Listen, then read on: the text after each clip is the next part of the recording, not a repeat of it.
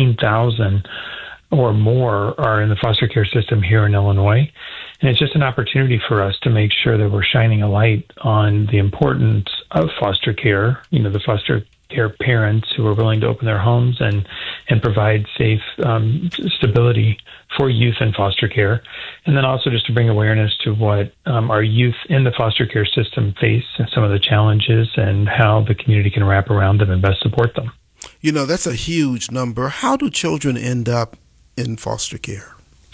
A couple of ways. One, sometimes the family finds itself in crisis, or the parents just aren't able to care for their children on a day-to-day basis. So working closely with our partners and with our friends at the Department of Children and Family Services, we first do whatever we can to intervene to prevent youth from going into the foster care system with lots and lots of services and connections to resources. But if that ends up not, providing the assistance that's necessary to keep the family stabilized, then we rely on foster parents to be able to provide that temporary assistance while the family gets back on track and the youth can go back to and be reunited with their families. Damon, do you have a perspective on the current demographics of the foster care system? Who's there? Are they babies? Are they teens? Are they Black? Are they other? What are the demographics? Yeah, most of our youth in the foster care system are of color, and yes, it varies across the entire continuum, from newborns all the way to those who are 17 and about to age out of the foster care system.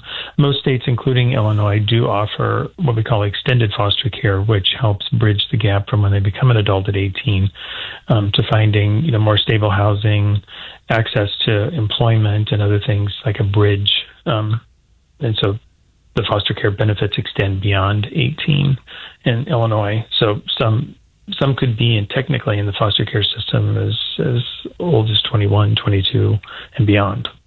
And there's a reason we're talking to you about this, and you're so familiar with the numbers because of One Hope United and your work in foster care. For those who may not be familiar, talk to us a bit about One Hope United and the work you do there. Well, we've been around for 130 years. We're headquartered here in Chicago. We started as we don't use these terms as much anymore, thankfully, but we started as a traditional orphanage in Downers Grove and have expanded to serving youth and families across the state of Illinois through a continuum of services, including the foster care that we've talked about. We also operate early learning centers and have mental health services for youth and families as well.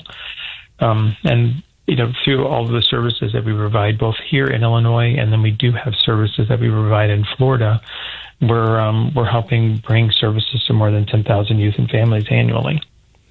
That's a phenomenal and fantastic number, and having that level of longevity says a lot of things. One, it says you're necessary, but it also says we have some real challenges that families have with children that ultimately need to be there. That's right. What is it that we should know, and how is it that people who want to understand more about One Hope United and foster care, where can they find more information? Well, definitely on our website, onehopeunited.org. There's lots of information there, both on how to support the organization, but we also have lots of resources available for those who may be interested in becoming a foster parent and what that journey looks like and the important role that it plays in our community. Also, this is Foster Care Awareness Month, so we've got a program underway that I think also brings some attention to what foster care awareness or what foster care is and the importance of it. Let's talk about that. Sip and Share for Foster Care. What is this exactly? Well, we wanted to present an easy, approachable way for those who might be interested in learning more about foster care or supporting foster care to be able to participate. So we partnered with many restaurants in the Chicagoland area for a program called Sip and Share for Foster Care, where our restaurant partners offer a menu item, a specific one, and for those customers who come to the restaurant or to the establishment and order one of those items, $1 of the proceeds come back to One Hope United. Fantastic. We're talking with Damon Cates. He is the president, CEO. He runs One Hope United, a significant worker in the space of foster care, having been there for more than 100 years. Not Damon, but One Hope United. We'll be back more with Damon Cates right after this. Damon, before the break, we were talking about the Sip and Share for Foster Care campaign, a way for people to visit their favorite restaurants and get some money back into the system. Talk more about what makes it such an easy way for people to give back to foster care. Yeah, I think it's just such a small opportunity that can have a really big impact for us, for those to go to one of these restaurants. I think dine out, have a nice evening, enjoy company with friends at a nice restaurant or spot, and then just to know that that act and that support is coming back to support youth in foster care and One Hope United's programming. Indeed. So talk about how the funds from this campaign would directly support youth in foster care. Yeah, so for generous gifts and generous contributions from our partners, we're able to do things like create additional. We have substantial funding through the Department of Children and Family Services and other funders for the work that we do. But as is often the case, it covers some of the basic needs, but our fundraising efforts really help us provide even more resources like training and extra support for our foster parents. We're able to do more innovative work and expand some of the activity. I've been on your show before talking about our Hope House model. That is continuing to expand in Illinois, and this provides some much needed startup funds for us to be able to provide really strong, stable housing for youth who are the most vulnerable in the foster care system. Indeed. Now, for people who might want to help in any way, you mentioned about those who may want to become foster parents, ways in which to participate financially or provide any other support. What would you say for someone who wants to help but isn't sure where to start?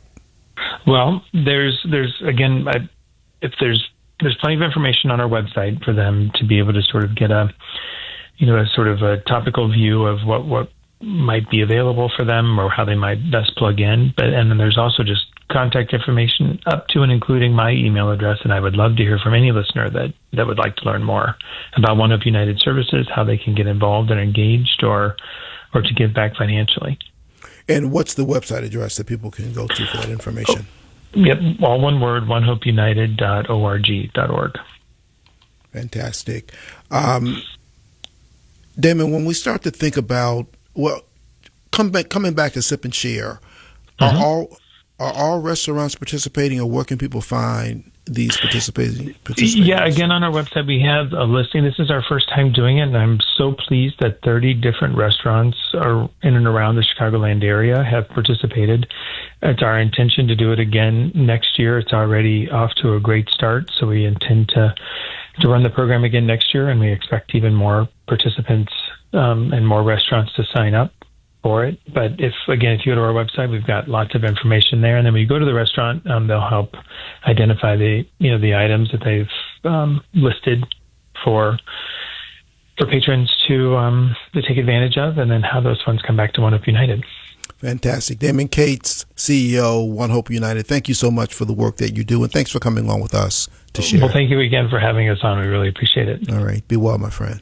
You too. Take good care. Bye-bye. All right.